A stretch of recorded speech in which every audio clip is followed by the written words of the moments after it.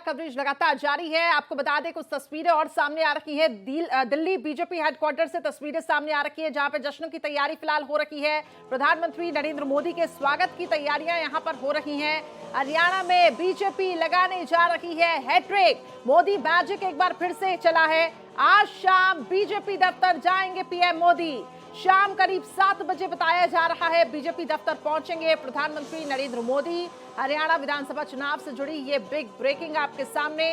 अब तक जो तस्वीर सामने आ रही है वो बीजेपी के पक्ष में है। एक बार फिर से प्रधानमंत्री नरेंद्र मोदी और योगी आदित्यनाथ का जो मैजिक है वो चला है। तो जहां जहां प्रधानमंत्री ने रैली की, योगी आदित्यनाथ ने प्रचार किया, वहां पर इंपैक्ट देखने को मिला और सीधे तौर पर बीजेपी इस वक्त लीड करते हुए दिखाई दे रही है। रमेश लगातार हमारे साथ बने हुए हैं।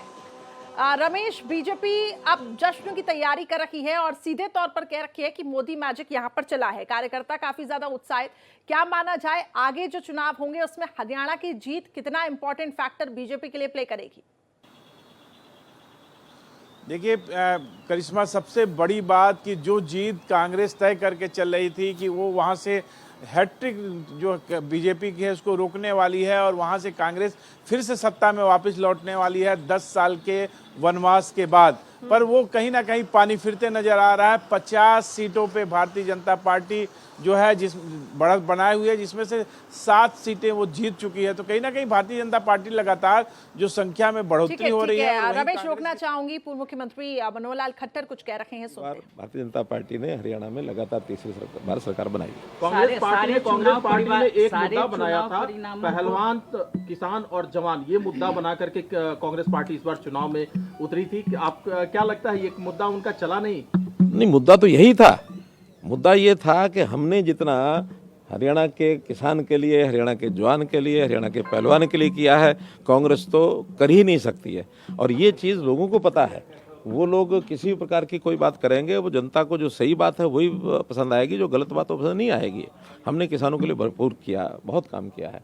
इसलिए मैं तो आज इस समय इतना ही संक्षेप में कहना चाहूँगा कि जो चीज़ जनता ने महसूस की, कांग्रेस के भ्रम में नहीं आई है। यहाँ का लोकतंत्र, हरियाणा का लोकतंत्र बहुत ही परिपक्व है। जनता बड़ी परिपक्व है और जनता ने एक हमारे कामों पर, मोदी जी की नीतियों पर एक मुहर लगाई है और मैं इसका श्रेय जनता को देता हूँ, भारतीय जनता पार्टी के कार्यकर्ताओं को देता हूँ। सर, सारे चुनाव पूर्वानुमानों को धत्ता बताते हुए ये बड़ी जीत हुई है, क्या कहेंगे? पूर्वानुमान जो लगाते हैं ये उनको इंट्रोस्पेक्शन करना है कि किस आधार पर कैसे पूर्वानुमान करते हैं। पूर्व अनुमान जो हैं वो जनता अपने मन की बात सबको बताती भी नहीं है और जिस प्रकार के पूर्व अनुमान हैं बहुत बार पहले भी फेल हुए हैं, इस बार भी फेल हुए हैं और थोड़ा सा गहराई में आप लोगों को जो भी करते हैं पूर्व अनुमान उनको करना चाहिए। क्या लगता है कांग्रेस कहाँ फेल हो गई? ये तो कांग्रेस वालों से पूछना पड़ेगा। कांग्रेस पार्टी ने इस बीच आरोप लगाया है कि स्लो काउंटिंग किया जा रहा है, कई चुनाव आयोग नतीजों को रोक रहा है, नतीजों को लेकर। ये तो कभी कभी हमको भी लगता है कि कांग्रेस वाले जब हार देख रहे थे तो कहीं ना कहीं इस चीज़ में कैसे कोई बोला जाए कुछ, क्योंकि हमारे मुख्यमंत्री जी ने पहले जैसे कहा कि दिन आएगा जब जनता देगी उनको जवाब और ये एक ही बात कहेंगे कि ये ईवीएम खराब। सर, आपने जब वोटिंग के दिन हमसे बात करी थी, बिरादरी उनके साथ है, क्या 36 बिरादरी ने कांग्रेस का साथ नहीं? मैं अपनी बात कह सकता हूँ, मेरे से कांग्रेस की बात क्यों पूछे, आप उनसे पूछिए। मुझे पता है कि हमने हरियाणा में जब 2014 में चुनाव लड़ा था, मैंने स्वयं से एक नारा दिया था, हरियाणा एक, हरियाणवी एक। तो इसलिए हरियाणा के सब लोगों को मैं अपना परिवार मान करके चलता रहा हूँ। आज भी हमारे मुख्यमंत्री जो हैं वो उसी प्रकार से और हरियाणा की जनता के साथ एक तालमेल बैठा करके एक बड़े विनम्रता के भाव से जनता के काम हमेशा करते रहे। सर, करनाल में जब वोटिंग के दिन आपने बात करी थी तो आपने 2 बातें कही थी। एक तो पूर्वानुमान आपने भी लगाया था कि 45 से ज़्यादा सीटें भारतीय जनता पार्टी जीत रही, अपने दम पर सरकार बना रही। मैंने कहा था। और दूसरी बात आपने कही थी नायब सैनी ही हमारे मुख्यमंत्री रहेंगे। क्या इस बात की आप हमारे हाईकमांड ने, हमारे एचएम साहब ने ये प्रत्यक्ष घोषणा की हुई है और उस नाते से फिर भी नया जब इस प्रकार का कोई बात होती है तो जो पार्लियामेंट्री बोर्ड के हाथ में होता है और मुझे लगता है कि जो विषय है वो इसी प्रकार से चलेगा। खट्टर साहब, एक सवाल है, पौने 10 साल लगभग आपने हरियाणा के मुख्यमंत्री के तौर पर काम किया। आज जब चुनाव हुए तो कुमारी शैलजा ने कहा है जब रिजल्ट आया कि उनसे आकलन में कहीं ना कहीं गड़बड़ी हुई है, कांग्रेस पार्टी से गड़बड़ी हुई है। क्या शैलजा और हुड्डा साहब के बीच जो मीडिया में भी चल रहा था कि कुछ ना कुछ तनातनी है, उसका असर भी पड़ा है? आप अपना अनुमान लगा करके उनसे पूछिए क्या बात थी क्या नहीं। मैंने जो कहना था अपने हिसाब से मैं पहले कहा था, और वही बात पर आज भी हूँ मैं कि हमारी पार्टी एकजुट होकर के और अपने पक्की नीतियों के हिसाब से काम करती है, जनता में उसका असर जाता है। के काम, आपके कार्यकाल के दौरान जो काम हुए हैं उस पर मोहर लगी जनता की, आपको लगता है? भारतीय जनता पार्टी का जो भी 10 साल का कार्यकाल है उस सारे के ऊपर भी मोहर लगाई है। हमारे केंद्रीय नेतृत्व मोदी जी की जो 11 साल केंद्र में हो गए हैं, उन्होंने जो उनकी नीतियां हैं और केंद्र की जो हमारी उपलब्धियां सब मिला करके और भारतीय जनता पार्टी की नीतियों पर, हमारे नेता के काम पर, हमारी नीयत पर, सबके ऊपर जनता ने मोहर लगाई है। क्या सर धन्यवाद। उप मुख्यमंत्री भी भारतीय जनता पार्टी हरियाणा में होंगे? धन्यवाद। चलिए, तो आप सुन रहे थे पूर्व मुख्यमंत्री मनोहर लाल खट्टर को। साफ तौर से उनका कहना है कि ये इस वक्त बीजेपी के लिए एक बहुत अच्छी खबर है और इसके लिए जनता का धन्यवाद करना चाहते हैं। हरियाणा और हरियाणवी एक है और जो मुद्दे हैं वो साफ तौर से देखिए जनता समझी और यही एक वजह है कि बीजेपी के पक्ष में माहौल बनता हुआ दिखाई दे रहा है। लेकिन कांग्रेस में आखिर जो नाराजगी थी, कहा जा रहा था जो थोड़ी बहुत गुटबाजी हुई, उसमें ही दरअसल कांग्रेस मात खा गई। लेकिन सवाल ये है कि जो जवान, किसान और इसके साथ ही पहलवान का मुद्दा लेकर इस वक्त कांग्रेस आगे बढ़ रही थी, क्या उसका फायदा कांग्रेस को नहीं पहुंचा और क्या ऐसी वजह रही कि बीजेपी लीड कर रही है? इस वक्त हमारे साथ न्यूज रूम से अजय सिंह भी जुड़ चुके हैं, इसके साथ ही अजीत प्रताप सिंह हमारे साथ जुड़े हुए हैं और रमेश सिंह भी हमारे साथ बने हुए हैं। अजीत, आपसे समझना चाहूंगी कि क्या माना जाए, क्या अभी भी कुछ ट्विस्ट आ सकता है कि ये माने कि बीजेपी लीड ही करेगी आगे, या अभी भी हम कुछ ऐसी सीटें समझे जहां पर कुछ अंतर आएगा या कांग्रेस फिर आगे लीड करती हुई दिखाई देंगी? क्योंकि यहाँ पे कांग्रेस की तरफ से कहा जा रहा है कि थोड़ा सा इंतजार और करना होगा, लेकिन बीजेपी के यहाँ पे तो जश्न का माहौल है। देखिए, जिस तरह से नतीजे आए हैं उससे साफ तौर पर यह माना जा सकता है कि प्रधानमंत्री मोदी इस देश में अभी भी सबसे पॉपुलर नेता हैं और उन्हीं की बदौलत चाहे वो हरियाणा हो, चाहे कश्मीर में जो टैली है बीजेपी की, सबसे बड़ा करिश्मा अगर बीजेपी के पास है तो वो प्रधानमंत्री मोदी। क्योंकि देखिए 10 साल के बाद एंटी इनकम्बेंसी थी और जिस तरह से 2014-2019 के बाद 2024 में सबसे बड़ी विक्ट्री हरियाणा में जिस तरह से बीजेपी ने हासिल की है, बिल्कुल उनका ये जो दांव रहा मुख्यमंत्री बदलने का, ये पूरी तरह से काम कर गया है। हालांकि लोकसभा चुनाव में उतना प्रभावी नहीं हुआ था, लेकिन विधानसभा चुनाव में जबकि ऐसा माना जा रहा था और खुद सारे एग्जिट पोल्स जो है उन्होंने बताया था कि कांग्रेस की सरकार आने वाली हरियाणा में, लेकिन आज जिस तरह से नतीजे सामने आए हैं ऐसा लगता है कि दलित खास करके और ओबीसी वोटर्स वो पूरी तरीके से बीजेपी को वोट किए हैं और जिसके चलते 50 से ज़्यादा सीट जीतती हुई दिखाई पड़ रही है। और ये मुख्यमंत्री बदलने का दांव बीजेपी पहले भी कई राज्यों में अपना चुकी है, चाहे वो गुजरात हो, उत्तराखंड हो, त्रिपुरा हो और उसके बाद हरियाणा।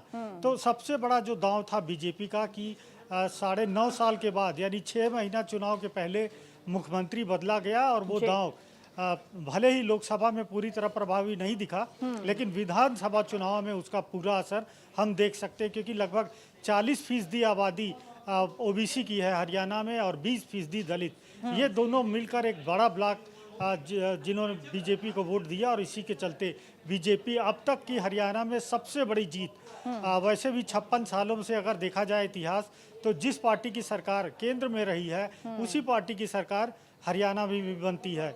इस तरह का 56 सालों का इतिहास रहा है और इस बार भी ऐसा ही दिखाई दिया है। साथ ही साथ आप कांग्रेस की तरफ अगर देखें तो जिस तरह से खींचतान अंतरकलह थी दिखाई पड़ी भूपेंद्र सिंह हुड्डा और शैलजा के बीच में, भले ही राहुल गांधी ने दोनों का हाथ मिलवाकर मंच पर एक मैसेज देने की कोशिश की कि नहीं सब कुछ ठीक ठाक है, लेकिन वो विरोध, वो अंतरकलह इतना प्रभावी हुआ कि कांग्रेस जो जीतती हुई दिखाई दे रही थी चुनाव से पहले, और जितने सारे ओपिनियन पोल्स वगैरह सब बता रहे थे कि कांग्रेस की वापसी हो रही है, लोगों ने वोट नहीं दिया उस अंतर्विरोध के चलते।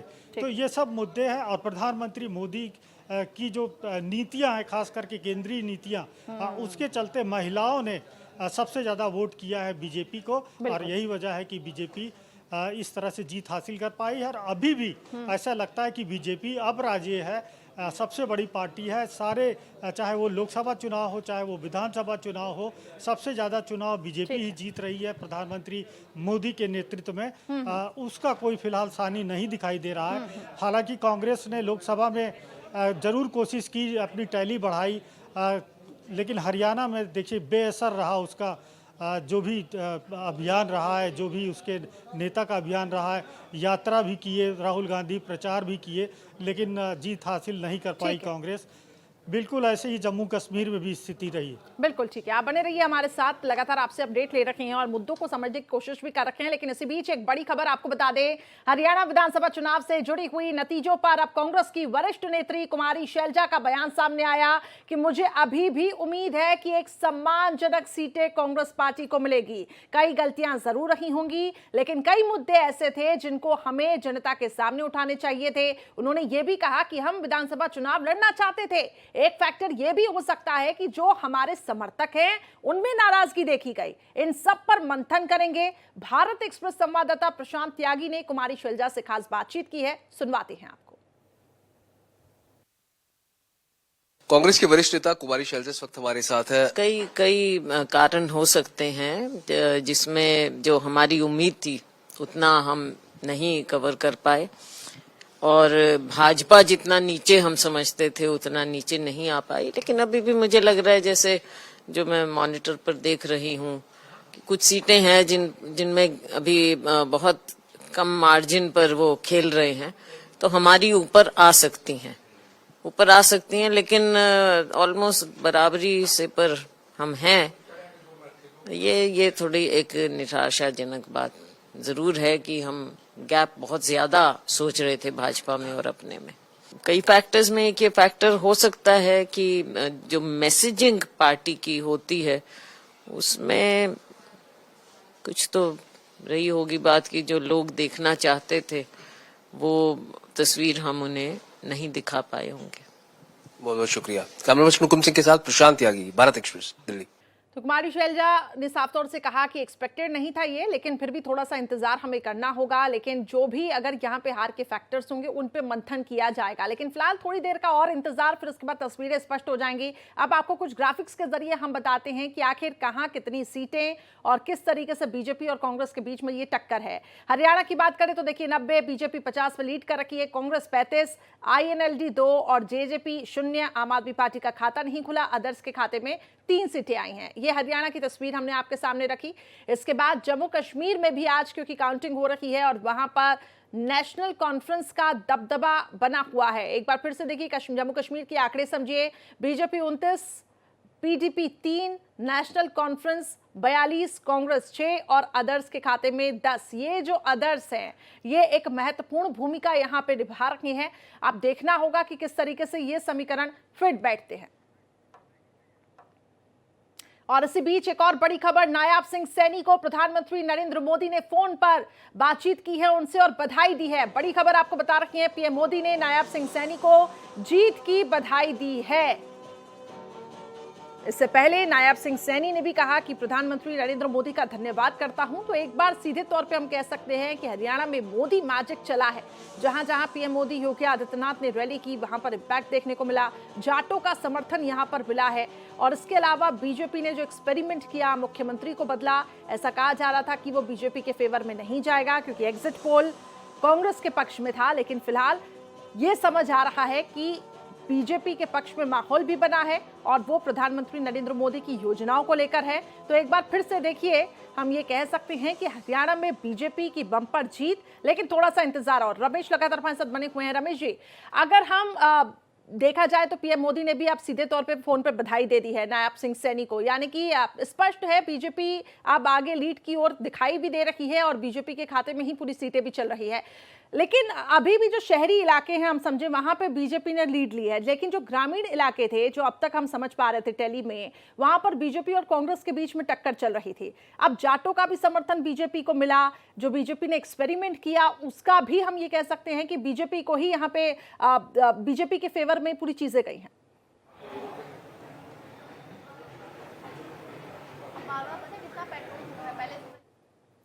बना रहता है। और अंतिम समय में जिस तरह से नायब सैनी को मुख्यमंत्री बनाया गया वो कहीं ना कहीं भारतीय जनता के लिए फायदेमंद रहा और उसी का नतीजा है कि देखिए भारतीय जनता पार्टी जब सारे एग्जिट पोल नकार दिए उन्होंने और आप देखिए कि भारतीय जनता पार्टी इस समय सरकार बनाने जा रही है।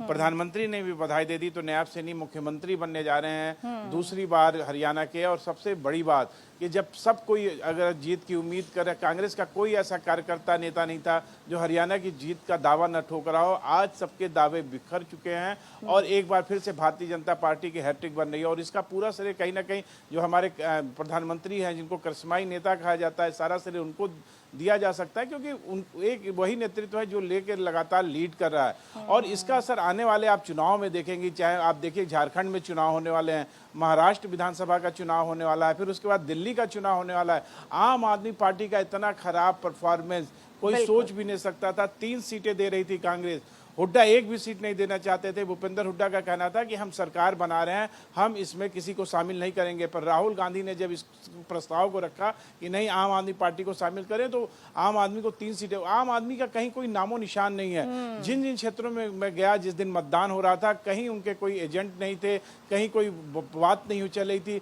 कोई चर्चा नहीं चल रहा था। जाट वोटर जरूर एकजुट थे और हुड्डा को चाहते थे।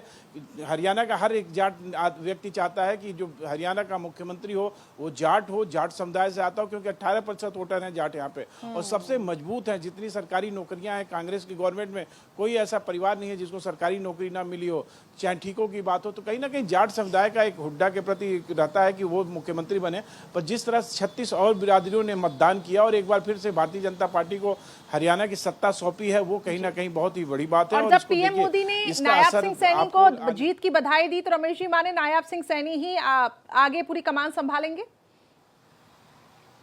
बिल्कुल, आप देखिए कि भारतीय जनता पार्टी का एक ये परंपरा रही है कि जिसके नेतृत्व में चुनाव हुआ है और वो अगर चुनाव जीतता है तो फिर उसी का मुख्यमंत्री बनता है। आप चाहे उत्तराखंड में देख लीजिए। जी जी जी, बात रखें अपनी जी। तो लगातार ये परंपरा का है और नायब सैनी चुने हुए हैं प्रधानमंत्री के बहुत ही चहेते हैं और उसी का नतीजा रहा।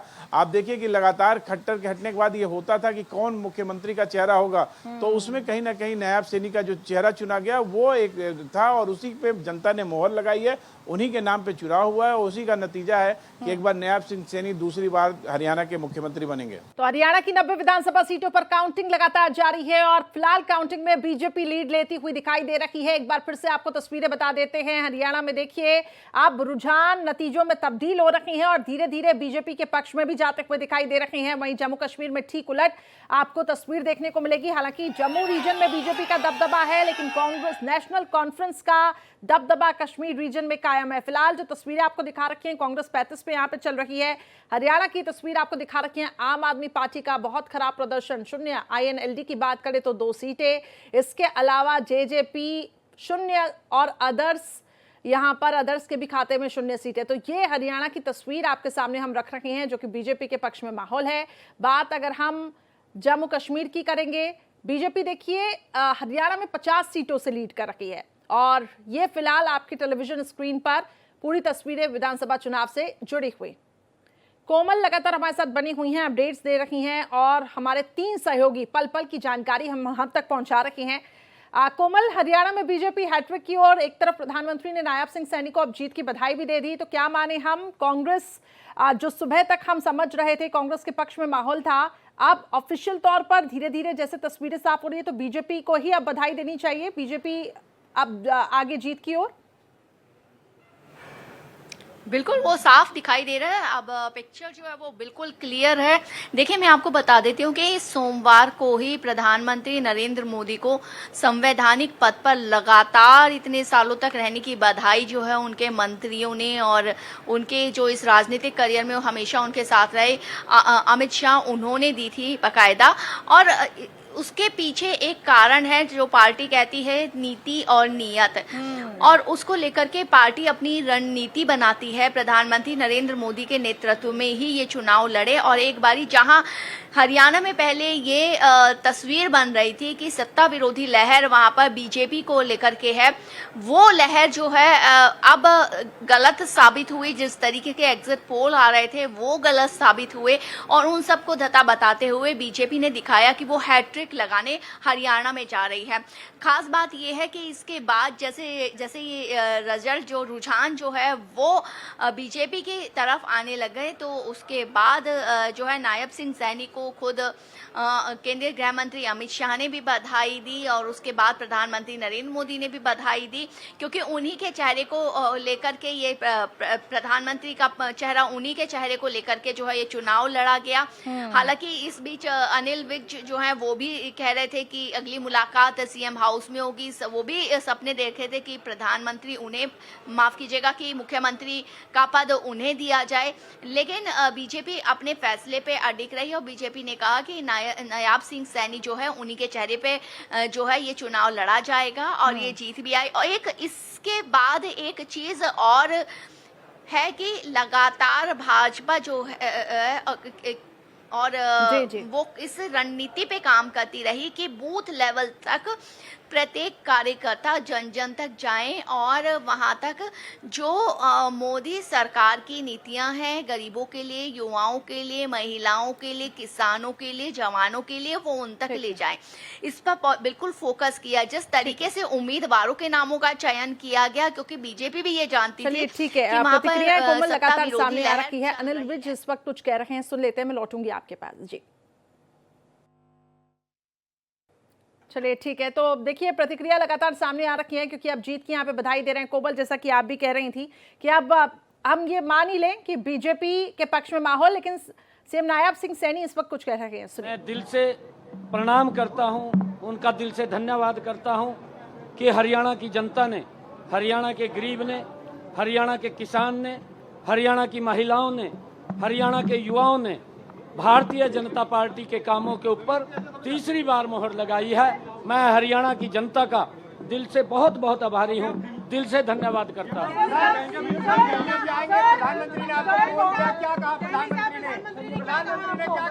अरे ये सारा काम प्रधानमंत्री जी का है, प्रधानमंत्री जी के नेतृत्व के अंदर उनका आशीर्वाद है और उनके आशीर्वाद से ही हम आगे बढ़ रहे हैं। जो उनकी नीति है, जो उनके आशीर्वाद दिया है, आशीर्वाद दिया है, ये आशीर्वाद दिया है प्रधानमंत्री। मैं अभी बाद में बताऊंगा आपको, वो भी बाद में बताऊंगा।